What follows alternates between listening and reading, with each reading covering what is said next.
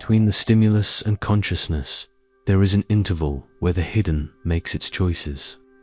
And it is in this invisible territory that your life tilts before you even notice. You decide with absolute clarity, you feel certainty in your chest, and seconds later you watch your body do something completely different. As if the command had been changed somewhere your mind cannot reach. The three-body problem is active in you right now, and the third one has taken control without asking permission. There is a precise physiological mechanism that reorganizes your breathing, tightens your abdomen, and narrows your focus before any conscious thought can form. And this mechanism has a recognizable signature that you were never taught to identify. In the next few minutes, you will discover exactly where that command shifts, which of your three bodies takes over in that interval, and how to intervene at the precise point where your choices usually get diverted. There is a somatic protocol capable of returning decision-making to the present moment, but it only works when you recognize the exact instant your internal state changes. If you close this video now, you will keep repeating patterns your mind already understands, without ever reaching the place where repetition truly begins. The third body operates in silence, and that silence is about to be broken. The biological body is the first to receive any stimulus that comes from the world. Before the mind forms an opinion, before any internal narrative organizes itself, the sensory temple has already responded. There is a second body operating within you, the mind body, which functions like a scribe trying to make sense of what has already happened, stitching explanations onto impulses that did not originate from it.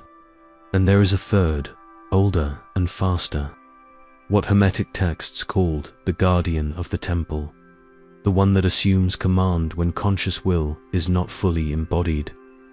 The Egyptian sages knew that the human temple is never empty, and when its rightful inhabitant steps away, ancient forces take over the administration. This third body is the body of trauma, and it operates through a precise mechanism that unfolds in milliseconds. When a stimulus arrives, the biological body instantly alters breathing, muscle tone, and focus of attention, all before any thought takes shape. The diaphragm tightens, the jaw hardens, the chest loses mobility, and the eyes narrow their field of vision, preparing the organism for a threat that often does not exist in the present. The mind-body comes in afterward, finding a state already installed, and its role becomes one of justification, explaining a direction that was chosen without it. Neuroscience has mapped this process through threat circuits that activate along a fast pathway, bypassing the cortical regions where reflective awareness lives. Stephen Porges described how the autonomic nervous system reorganizes perception and behavior based on readings of safety or danger that occur beneath conscious thought. Rachel Yehuda demonstrated that these readings can be inherited, inscribed in the body as epigenetic maps of alert that belonged to your ancestors. What feels like your reaction is often the reaction of someone who lived before you, still active in your tissues. You have already understood your patterns, and yet you keep repeating them. The mind understood, went to therapy, read books, organized insights, and still something keeps tilting your choices at the decisive moment. That something operates in the gap between stimulus and consciousness, in the space where the trauma body steps in before you arrive. Every time you decide to set a boundary and pull back, decide to create and freeze, decide to speak and swallow the words, the third body has already completed its silent operation. A woman lived inside this cycle for years, watching her decisions dissolve in the space between clarity and action. She knew the feeling of having control slip away without knowing where it happened, until she discovered the exact point where intervention was possible. Her story will illuminate what has just been revealed and prepare what you are about to apply in your own body. Melissa has worked for 19 years at the Multnomah County Library in Portland, cataloging collections, assisting students, and managing the community reading program. At 45, she knows every shelf in that place, every quiet routine that keeps it running, every face that appears on Saturday mornings. Her life has structure, predictability, and an appearance of control that hides something she takes a long time to admit. In staff meetings, Melissa knows exactly what she needs to say. She prepares the words on the walk to the room, rehearses the firmness she will need, but when her turn comes, her voice grows smaller, her body pulls back, and the sentence dies before it is born. She drives home, asking herself why she keeps giving up space she never wanted to surrender. The pattern shows up outside of work with the same relentless precision. During her weekly calls with her older sister in Ohio, Melissa feels her abdomen tighten even before the first sharp comment lands, as if the body is anticipating what the mind has not yet registered. With her ex-husband, who still calls asking for favors that go far beyond any divorce agreement, she notices her jaw lock the instant his name appears on the screen. And by the time she answers, she is already giving in. The decision that felt firm just minutes earlier dissolves in an invisible gap. And what remains is another concession, followed by a dull weight settling in her chest that refuses to leave. Melissa spent 2 years in cognitive behavioral therapy. She learned to identify distorted thoughts, to restructure beliefs, to build scripts for assertive communication. She attended weekend workshops on healthy boundaries, practiced in front of the bathroom mirror, filled notebooks with affirmations. Her mind became well equipped with tools, but her body kept executing the same old pattern, contracting before awareness arrived, leaning toward a response before any choice could form. The interval where everything shifted remained untouched by every technique she had tried. Her contact with something different happened on a rainy Tuesday, when a library user returned an audiobook about trauma and the nervous system that had been on hold for months and never picked up. On an impulse she could not explain, Melissa put on her headphones during lunch and listened to the first 20 minutes while sitting in her car, rain tapping against the windshield. The narrator described the space between stimulus and response, the physical signals that reveal when an older body takes control, the jaw tightening, the diaphragm lifting, the chest closing. Melissa felt something contract in her solar plexus, a recognition that bypassed thought, as if someone were describing a mechanism that had been running inside her for decades without a name. The following Friday, her phone rang with her ex-husband's name on the screen. Melissa felt the sequence begin, jaw tightening, breath shortening, chest bracing. But before answering, she did something she had never done before. She placed a hand at the center of her chest, let the air out slowly, and waited, watching what was happening in her body instead of reacting to what was happening on the screen. What she noticed in the next few seconds changed her relationship with that interval completely. What Melissa discovered in that moment is about to become a lived experience in your own body. You are about to learn how to locate the exact moment when the command shifts, using a 3-second tracking process that reveals where the hidden activates first. Close your eyes and bring to mind a recent situation in which you decided something clearly and acted differently, a boundary you did not hold, a word you swallowed, an action that froze halfway through. Do not enter the story of the situation. Just allow it to appear as an image or a vague sensation without analysis. Now bring your attention to 3 regions of the body: the jaw, the diaphragm, and the lower belly. Notice which one responds first, which one tightens, contracts, or closes before the others. That is your entry point, The area that activates first is where the trauma body begins its silent operation before any conscious thought can form. Now observe the signs that accompany this initial activation. Notice whether your breath shortens, whether the chest loses space, whether the shoulders rise toward the ears.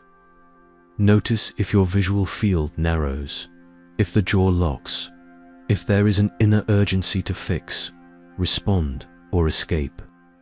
You are reading the signature of the third body, the physical markers that reveal the shift in command in the interval where consciousness has not yet arrived. Do not try to change anything yet. Simply recognize that this pattern can be perceived before it completes itself.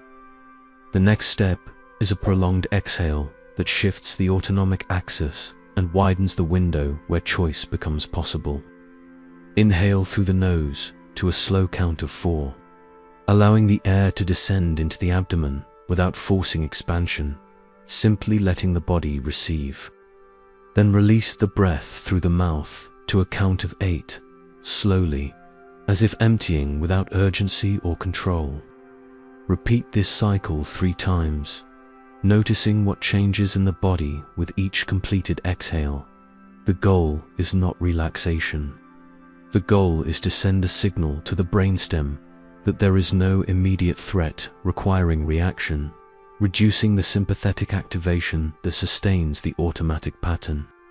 Now notice what happened in the area you identified at the beginning of the tracking. The jaw may have softened a few degrees, the diaphragm may have found a bit more space, the lower belly may have released some of the holding it was maintaining. If no change is noticeable yet, it simply means the body needs more repetitions before it trusts the new signal. The pattern that operates in the interval was installed over years or decades, and it does not dissolve in seconds, but it does begin to lose strength the moment it is met with presence. You are creating interference in a circuit that used to operate without being witnessed. There are variations that help when the nervous system is too activated to respond to a basic exhale. If the breath feels trapped high in the chest, place one hand on the abdomen and the other on the sternum, using the weight of your palms as a physical anchor that invites the breath downward. If the jaw resists softening, gently separate the teeth and let the tongue rest heavy on the floor of the mouth, loose and without effort. If the lower belly remains tense, imagine the base of the pelvis subtly widening with each exhale, as if the pelvic floor were lowering a few millimeters toward the ground. These adjustments respect the pace of your body. What you are doing is entering the interval where the hidden used to operate alone, bringing awareness into a territory that remained in the dark. Each prolonged exhale sends signals of safety to circuits that were reading constant threat. Each recognition of the zone that activates first illuminates the mechanism that tilted your choices before you arrived. The goal is not to eliminate the trauma response. It exists for legitimate protective reasons, but to arrive before it does, and to widen the space where choice can still emerge from the present. The practice returns governance to the temple by reorganizing the state of the system. Before moving into the second part of the protocol, there is something about Melissa that completes what you saw earlier. What happened in the seconds when she kept her hand on her chest and observed the interval change the direction of the months that followed. And that change connects directly with what you are experiencing now. When Melissa paused before answering her ex-husband's call, she realized for the first time that the urgency to give in did not come from the request. It came from a state that activated before a single word was spoken. In that brief moment, with her hand resting on her sternum and the breath moving slowly out, a space opened that had never existed before, a place where the decision had not yet been made. She answered, listened, and said no with a voice that did not shake, a chest that did not collapse, a jaw that stayed soft. The interval that had always belonged to the third body now held a different presence. In the weeks that followed, Melissa brought the same protocol into team meetings, conversations with her sister, and every situation where the old pattern used to take over. The changes were not dramatic, they were cumulative and traceable. Boundaries that once died in her throat began to pass through her lips. Decisions that used to dissolve in the interval began to hold. Requests she always accepted began to meet calm refusals. What you are feeling now in your body, whether subtle or clear, is the exact beginning of the same process that reorganized her life. The second part of the protocol adds physical anchoring to what you have already practiced, creating contour and orientation for the biological body. Bring your right hand to the center of the sternum, over the bone, and your left hand to the lower belly, about 3 fingers below the navel. Apply enough pressure for the body to register presence, not a light touch, but a clear signal of boundary and form. This contact tells the nervous system where you are, anchoring perception in the present instead of letting it drift into imagined scenarios. The touch creates a sensory reference that competes with the urgency of the old pattern. Keeping your hands where they are, allow your attention to drop from the head and settle somewhere in the torso, between the chest and the abdomen. Do not force focus and do not try to empty the mind. Just let the weight of awareness descend, like water finding its lowest point. Notice whether a different sense of density appears, a feeling of inhabiting the body more fully, of being here rather than hovering slightly above the experience. This quality of grounded presence is the sign that the biological body has reclaimed the orientation that the trauma body had displaced. The final step is a micro-choice made from this reorganized state. A small action that teaches the nervous system a new sequence. Think of a minimal movement you can make in the next few seconds, something simple, like shifting your position, moving your hands, or gently turning your head. Before doing it, observe whether the body remains regulated or if the old pattern tries to rush back in with urgency, tension, or haste. If regulation holds, perform the movement deliberately, as a choice made from a body that is present. This gesture breaks the automatic chain and opens a new neural pathway. What you have just practiced is the interval protocol in its complete form, for movements that return command to the present. The tracking identifies where the third body activates, the exhale shifts the autonomic axis, the anchoring restores orientation, and the micro-choice consolidates the new sequence. These steps take no more than 2 minutes and can be used whenever you sense the interval is about to be occupied by the hidden. The core practice has now been delivered, and what follows is the sealing of what has been opened in the body. Notice, now, the signs that are already appearing without effort. The breath may be reaching the abdomen more easily. The chest may have regained a mobility you did not realize was missing. The jaw may be a few degrees softer than when you began. The solar plexus, that area just below the sternum, that often braces in anticipation, may feel less contracted, less vigilant, less prepared for a danger that does not exist right now. These are physical markers of a reorganized state, living proof that the interval has been inhabited differently. To anchor this state and make it available whenever you need it, you will create a simple signal gesture that your nervous system can recognize. Gently press the tip of your thumb against the side of your index finger on whichever hand you prefer, holding the pressure for 5 seconds while slowly releasing the breath. Repeat this 3 times now, associating the micro-pressure with the regulated state you are experiencing. This gesture is discreet enough to use anywhere in a meeting, before a difficult conversation, or the moment a name appears on your phone that usually activates the old pattern. In the coming days, When you feel the first signs that the third body is taking over, the jaw tightening, the breath rising, the abdomen contracting, use the signal gesture, release the breath to a slow count of 8, and repeat silently, I recognize the interval, and I choose from the present. This sequence takes less than 30 seconds and can be used before answering a message, before entering a conversation, or before any moment when you sense control is about to shift. The protocol is now yours, portable and repeatable. What has been opened through this practice does not need more words to sustain itself. The reorganization has already begun. The signal gesture is installed. The path of return is clear. What comes next is recognizing what this shift means as you carry it beyond this moment and into the life you are living.